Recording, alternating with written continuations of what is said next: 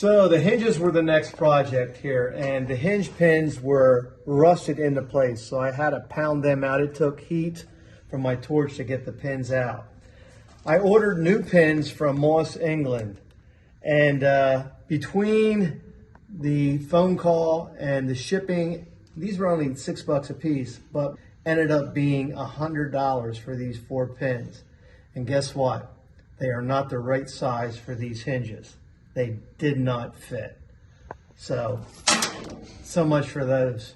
So I had to make new hinge pins, and what I did was I got a 3/8 inch bolt, and I had to put it in my drill press.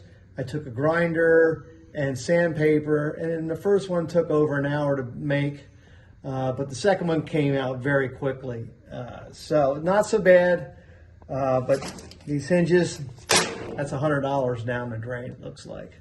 So these fit very well. The door is very solid now. This is the old rocker we pulled off. You can see where I used my spot weld cutter to cut through the old spot welds. It wasn't in terrible condition, but you can see right here where it's been rusted through, right here where it's been rusted through. It definitely warranted being replaced. I've now temporarily installed the new sill from the Roadster factory. The new sill is installed temporarily with sheet metal screws. It did require some work to get it to fit properly. I had to rebend this bend to get it to come back here far enough to where it fit right. Same way with this flange had to be rebent. But all in all, it's not too bad. It came out pretty well. It's fitting up okay. And you know, I'm going to wait until the frame is mounted until I weld this all up.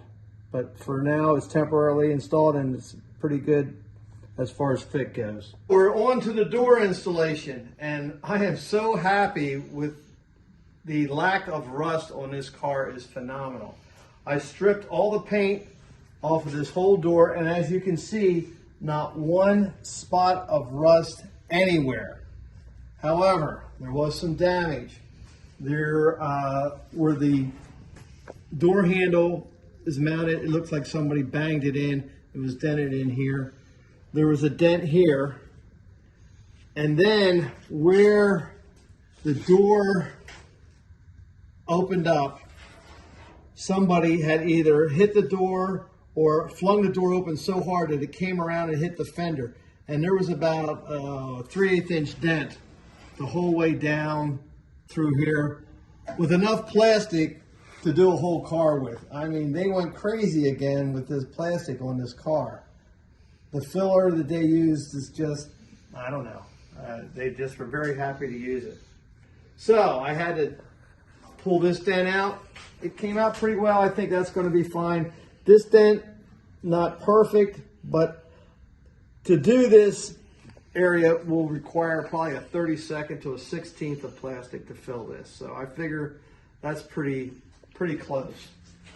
Same way with this here, where that dent was pretty deep. I spent a couple hours getting that dent pulled out with my dent puller and then with a hammer and dolly. It's not perfect, but it's really close. So it'll take a minimal amount of filler to get this right. Also, the door gaps, they're really tough on this car. There's no way to get the door gap front to back. Up and down is not a problem, but getting the door gap front to rear, I'm still not quite 100% on this yet. It's pretty close. As you can see, I'm pretty close with the gap here. And the gap here, I'd say, you know, we're very close to where we want to be.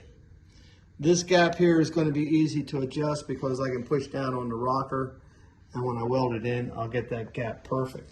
But all in all, I am so happy with no rust on this car. It's just unheard of as far as what I've seen. One more thing, we're having our European car show at the Muscle Car Museum in Melbourne, Florida on February 4th. If you're in the area, it's going to be a great show. This is your registration form for the car show. Take a screenshot, fill it out, and send it in with your check if you want to bring your car to the show. We hope to see you all out there. Thank you. If you want to see more videos, don't forget to like and subscribe.